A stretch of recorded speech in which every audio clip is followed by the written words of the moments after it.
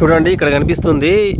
పూర్వంలో రైతులు పండించిన పంటని ట్రాక్టర్తో తొక్కించడానికి అవకాశం లేని క్రమంలో దీన్ని ఉపయోగించేవాళ్ళు.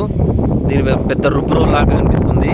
ఈ కనిపిస్తున్న హోల్ ఉంది కదా, ఆ హోల్లో గడ్డపార కానీ ఐరన్ రాడ్ కానీ వేసి అటు ఇటు తాడు కట్టి ఎద్దుల ద్వారా దీన్ని తిప్పించేవారు. ఒడ్లు కానీ ధాన్యం ఇంకేమైనా రాగులు సజ్జలు జొన్నలు ఈ ప్రాంతంలో పండిన క్రమంలో ఇది మొత్తం తొక్కడానికి అయితే ఉపయోగించేవాళ్ళు. ఇలా ఉంటుందన్నమాట. కనీసం ఇది ఒక 500 కేజీల వరకు అయితే ఉండే అవకాశం ఉంది బరువు.